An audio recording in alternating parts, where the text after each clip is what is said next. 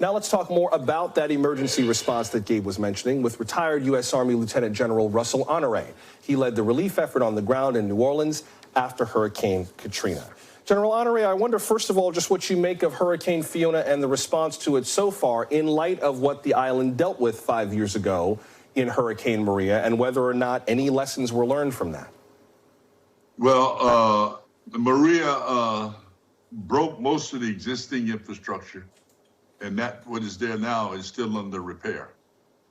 It's still under repair after many delays in the recovery of Puerto Rico and the changing out from the Puerto Rican Power Authority to give this to, in essence, contractors.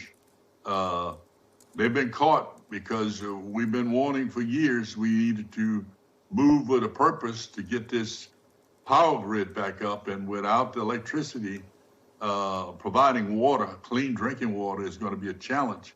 I went there 2 days after Maria hit, and the challenge remained the same because of the topography of Puerto Rico, and their water system depend on electricity. The good news, and what you're not hearing, is that hospitals were all outfitted with great generators with several days of fuel. You remember after Maria, that was a big issue. So some of that investment is paying off, but we have not gotten nearly where we need to be on Puerto Rico with the resiliency of the power grid.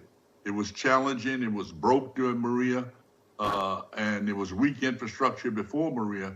And now we've seen this Category 1, almost 2 storm across the island again, and it exposed the challenges we have in keeping the power running in Puerto Rico. And my hearts go out to the people. But the president's pre-disaster declaration opened the door for FEMA and the EMACs, or emergency agreements with the National Guard, to start moving that way and start helping the people.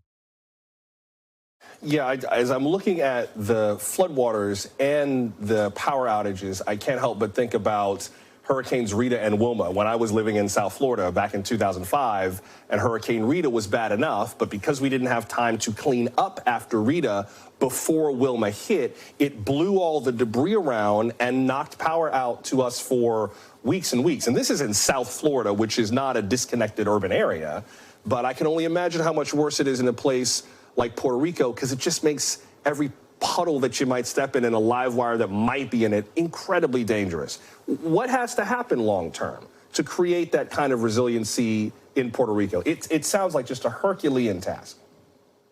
It is, and there's been much talk and a lot of engineering and recommendations. At one time, the White House had assigned tasks to the Corps engineers to work this program and to ensure that the power was restored, which they did.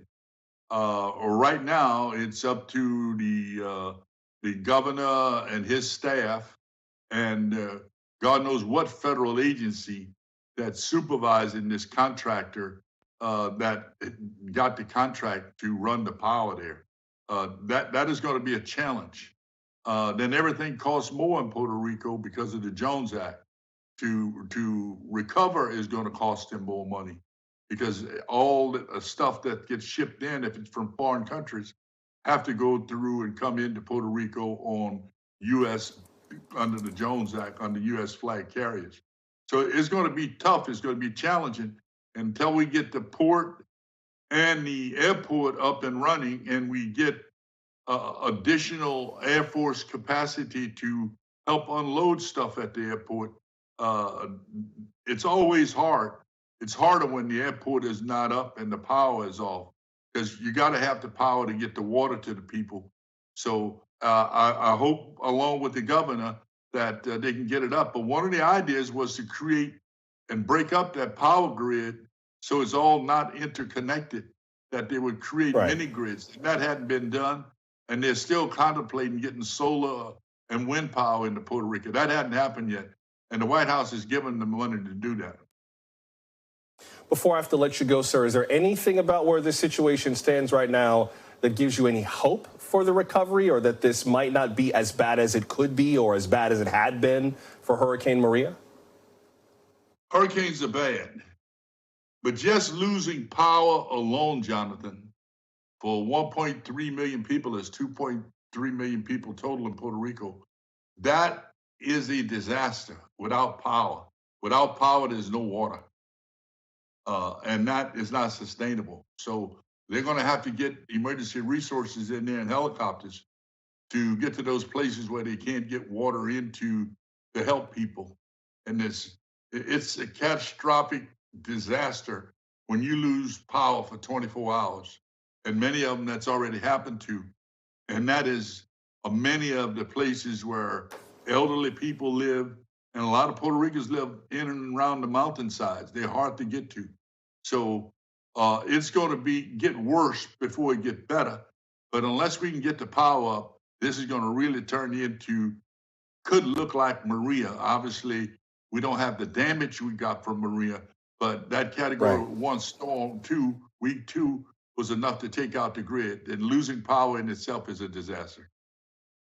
Yeah, and it's so heartbreaking because so few people die in hurricanes, but so many die after, whether it's falling off a roof or stepping in a puddle that's got a power line in it. I really hope they can get power back as quickly as possible. Retired U.S. Army Lieutenant General Russel Honoré, thank you, sir. Appreciate having you on tonight. Help is on the way.